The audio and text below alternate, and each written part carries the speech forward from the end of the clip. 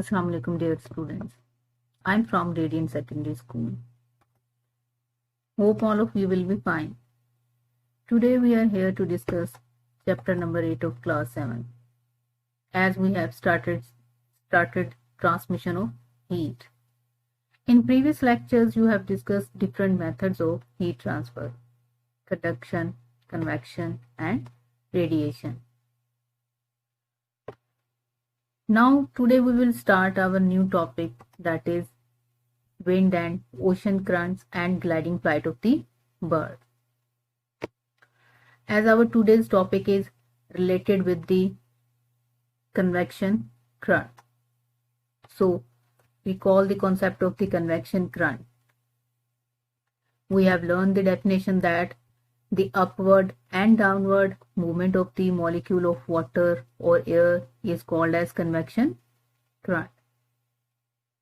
As we have learned that convection is possible only in liquid and gases, in which the molecule of the liquid will get heat from the heat source and it will move towards the upward direction, and the colder molecules which are present on the top, they will move towards the heat source. In this way, the complete portion of the water molecule will get equally heat up. Similarly, in case of gases, the molecule of the gas will heat up from the earth's surface and it will move towards the upward direction.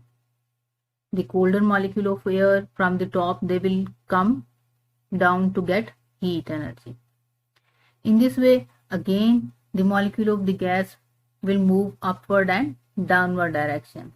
So this upward and downward direction of the movement of the molecule to transfer heat energy is called as convection current. The process of convection current is continuously happening in our surroundings. So today we will discuss that how this process of convection currents helps to maintain the heat transfer in our environment. So we will discuss the applications of the convection currents in atmosphere, that are wind and ocean currents and gliding flight of the bird, as all these processes depend directly on the phenomena of convection current. Now one by one we will discuss that how these are depend upon convection current. First of all, we will discuss that how wind currents are formed, or we can say that how winds are formed by the process of convection. In the diagram, you can easily observe that the heat of the sun directly reaches to the earth and it will warm up the surface of the earth, from where the air nearby ground will also get heated and the molecule will expand. When these air molecule will expand, they become less denser, or we can say that the molecule of air become lighter in weight. Therefore, they will easily rise towards the upward direction, from where they will loses their heat and become cool. When these molecules become cool, they become heavy in weight, or we can say that they become more denser, so they can easily sink towards the ground. Again here, when they will reach to the ground, they will get heat from the surface by the process of conduction and radiation, and then these molecules warm up again become lighter in weight and moves upward. So this upward and downward movement of the air molecule will continue and helps in the formation of winds. In this process, we can easily observe that the convection helps in the formation of wind currents. Therefore, we can say that convection currents are the main process for the formation of wind currents, and this is the method by which heat can be transferred from one place to the other place. As you know that winds can blow from one place to the other place. So this is all about the formation of the wind currents. Now we will discuss that how ocean currents are formed by the process of convection current. Again, recall the concept of the convection in the liquid, in which we have learned that hot water molecule will move towards the upward direction when they will become lighter in weight, where these hot water molecule loses its heat and become cool down, and they will again sink towards the heat source, forming the convection currents.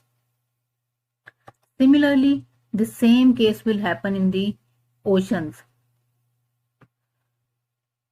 The surface water molecules are getting heat from the sun and they will become warm up. When these molecules get heat energy, they will start to expand.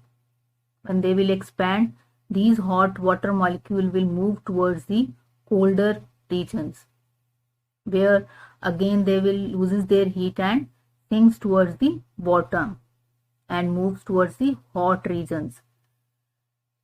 Then again these hot water molecule will move towards the upward direction and get heat from the sun.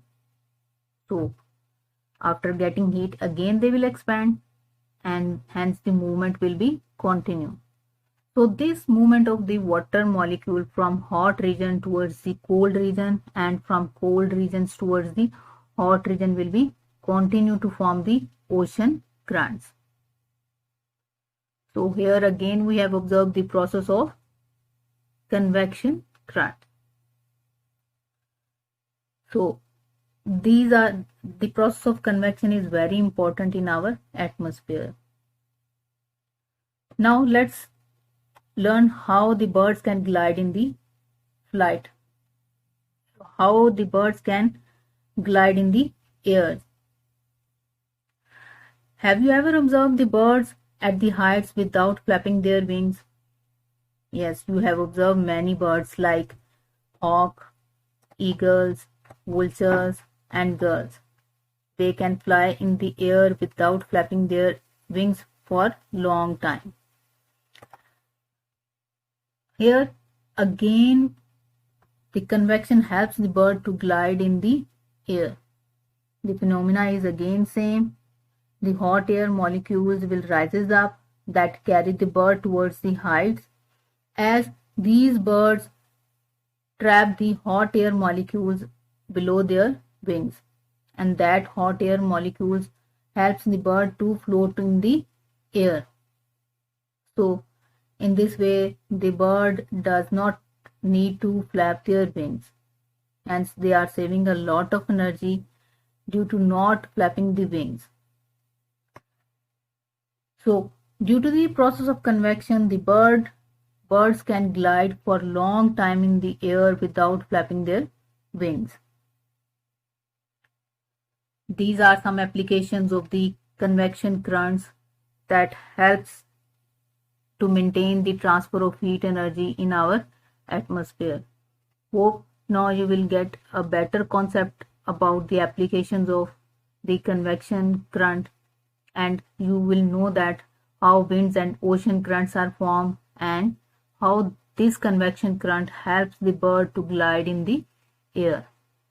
Okay, thank you. Trade winds are caused when hot air from the equator rises and cooler air from the north and south takes its place. Monsoons.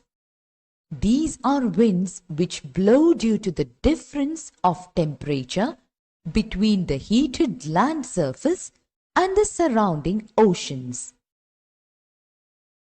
Land and sea breezes. Water is cooled and heated more slowly than the land. Hence, temperature variations among oceans, lakes, and rivers are not very much. The property of water to heat up and cool down slower than land is responsible for sea breeze in coastal areas. During the day, land heats up more than the water in the sea. The warm air above the land rises up. This causes cool wind to blow from sea to land. At night, land cools faster than sea. This causes cool winds to blow from land to sea. It is because of these winds that coastal areas are neither very hot nor very cold. Ocean currents. These are convection currents in the sea.